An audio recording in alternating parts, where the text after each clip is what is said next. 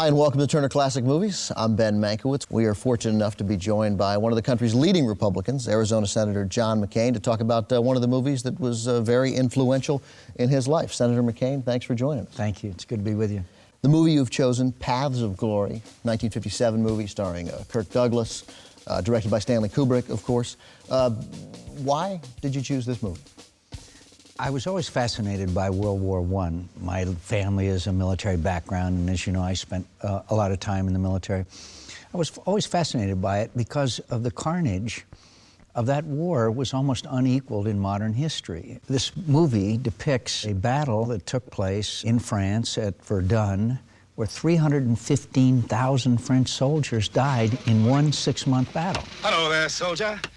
Ready to kill more Germans? Yes, sir. Now put that in contrast that with the Vietnam War. 58,000 American soldiers died over 4, 6, 7 years. We consider that a national tragedy. The compelling argument against censorship is World War I. The people in Paris and the people in London had no idea of the carnage that was going on and the insanity of sacrificing thousands of lives for literally yards of gain in the battlefield. Colonel, your regiment is going to take the anthill tomorrow. You know the condition of my men, sir. Oh, naturally, men are going to have to be killed. Possibly a lot of them. They absorb bullets and shrapnel. And by doing so, make it possible for others to get through. But the press did not report what was going on. The only thing that the British and French people began to understand were these incredibly long casualty lists. Carnage that was so immense. Human imagination cannot encompass the continued bloodletting that took place during that conflict, which dispirited and made cynical an entire generation of British and French young men. These are real events, and even though this was somewhat fictionalized, the battle for Verdun was real. There were soldiers who were punished, who were innocent just because their units didn't fight. And so the thing that makes this thing so gripping is it was grounded on absolute reality. I want to ask you about it when you saw it the first time. And first of all, when did you see it? I saw it when I was still at the Naval Academy when it first came out in 1957. And I've seen it about 3 or 4 times since over the years. Do you remember how you reacted to it in 1957? I remember being, frankly, very depressed, but yet at the same time stimulated by it. Kirk Douglas plays, I think, his best role in many magnificent roles. He is compelling as Colonel Dax. He recognized his responsibility and his duties when he agreed to lead in battle, knowing full well the chances that he and his soldiers who are going to die. He had no other choice but to do whatever was necessary, even if he was fully appreciative of the futility of all of it.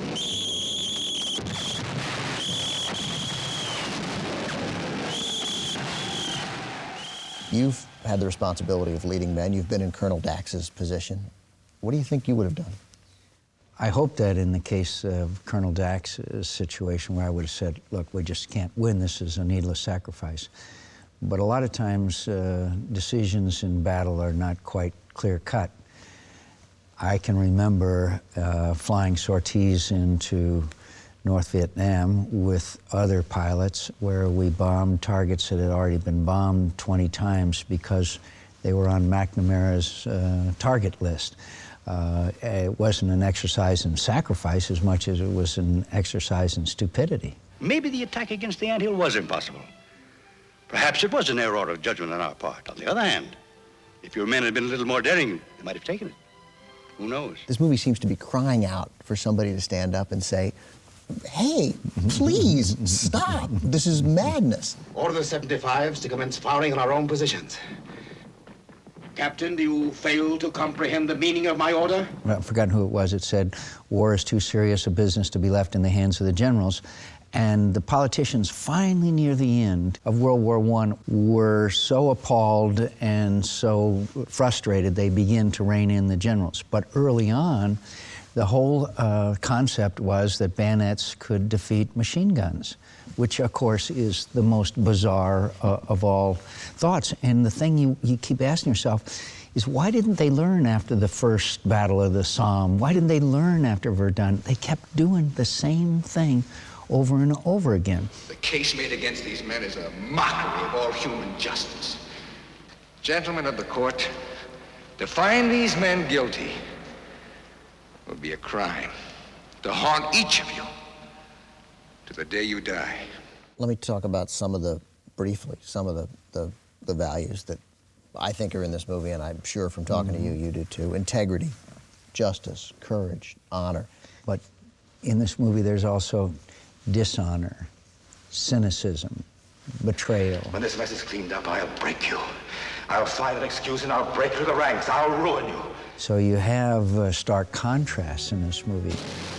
Honor and dishonor, idealism and cynicism, the trenches and the palaces, confronting the general in the chateau and pulling him out of the dance. It's so filled with ironies that we could spend all our time talking about that. So there are visual as well as emotional differences. It is brought home so graphically and so dramatically, and so it's one of those movies that comes along every once in a while that has a very, very large message to all of us, and that's one of the reasons why I found it so important a film. Anything that from this movie that you think your Democratic colleagues could take from it?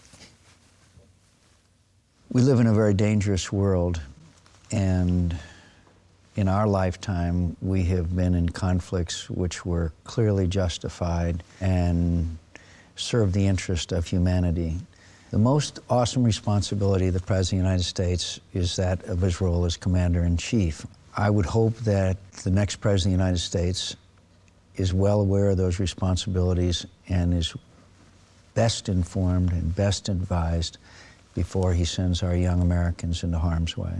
But if you use the wrong strategy or the wrong tactics, which was the case in the Vietnam War, then the cost of failure can be immense. And sometimes, even if the cause was just, makes the penalty you pay for failure far higher than any goals you might have sought. Senator McCain, thank you very much. On that note, sit back and enjoy the movie from 1957, Stanley Kubrick's Paths of Glory.